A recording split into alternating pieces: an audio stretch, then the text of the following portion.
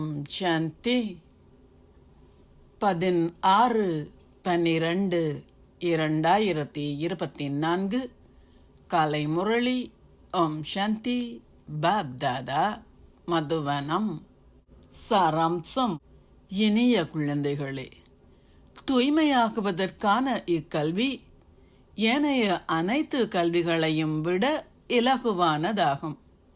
இளம் குழந்தைகள், வயது வந்தோர், முதியவர்கள் ஆகிய அனைவரும் இதனை கற்க முடியும். நீங்கள் உங்கள் 84 பிறவிகளையும் அறிந்திருக்க வேண்டும். கேள்வி: இளையவர்களும் முதியவர்களுமாகிய நீங்கள் ஒவ்வொருவரும் எதனை பயிற்சி செய்ய வேண்டும்? பதில்: நீங்கள் முரளிதரரின் குழந்தைகள் என்பதால் நீங்கள் ஒவ்வொருவரும் ஞானத்தை பேசுகின்ற பயிற்சியை செய்ய வேண்டும்.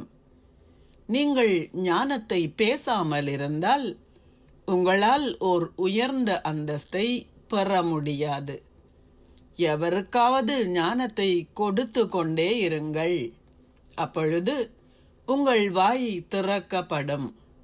நீங்கள் ஞானத்தை பேசுவதற்கான நம்பிக்கையை பெறுவீர்கள். நீங்கள் ஒவ்வொருவரும் தந்தையை போன்று ஓர் ஆசிரியராக வேண்டும்.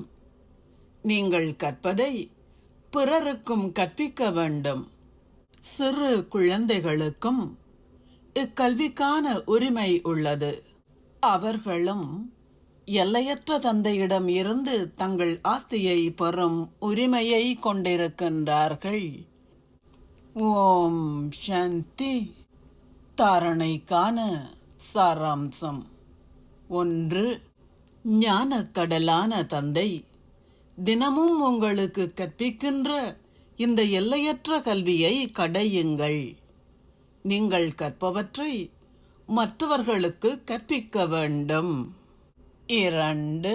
இந்த எல்லையற்ற நாடகம் எவ்வாறு தொடர்ந்து செல்கின்றது என்றும் அது எவ்வாறு அனாதியாக நிச்சயிக்கப்பட்ட அற்புதமான நாடகம் என்பதையும் நீங்கள் மிகவும் தெளிவாக புரிந்து கொள்ளுங்கள்.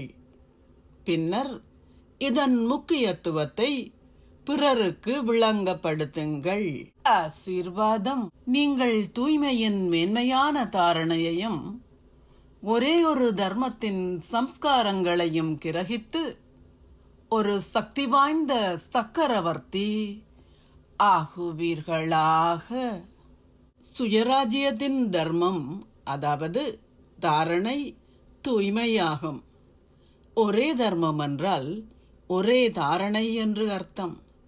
உங்களின் எண்ணங்களிலோ அல்லது கனவுகளிலோ எந்தவிதமான தூய்மையின்மையும், அதாவது வேறெந்த தர்மமோ இருக்கக்கூடாது. எங்கே தூய்மை இருக்கின்றதோ அங்கே எந்தவிதமான தூய்மையின்மையின் பெயரோ அல்லது சுவடோ இருக்க முடியாது. அதாவது வீணானவை அல்லது பாவகரமானவை எதுவும் இருக்க முடியாது. சம்பூர்ணமான தூய்மைக்கான இத்தகைய சம்ஸ்காரங்களால் தங்களை நிரப்பிக் கொள்பவர்கள் சக்தி வாய்ந்த சக்கரவர்த்திகள் ஆகுவார்கள். தற்சமயம் நீங்கள் கிரகிக்கும் மேன்மையான சம்ஸ்காரங்களின் அடிப்படையிலேயே எதிர்கால உலகம் உருவாக்கப்படுகின்றது. இப்போது நீங்கள் கிரகிக்கும் சம்ஸ்காரங்கள் எதிர்கால உலகின் அத்திவாரங்கள் ஆகுகின்றன. ஸ்லோகம். ஒரே ஒரு இறைவனிடம் உண்மையான அன்பு வைத்திருப்பவர்கள் வெற்றி இரத்தினங்கள் ஆகுவார்கள். ஓம் சாந்தி. நன்றிகள் பாபா.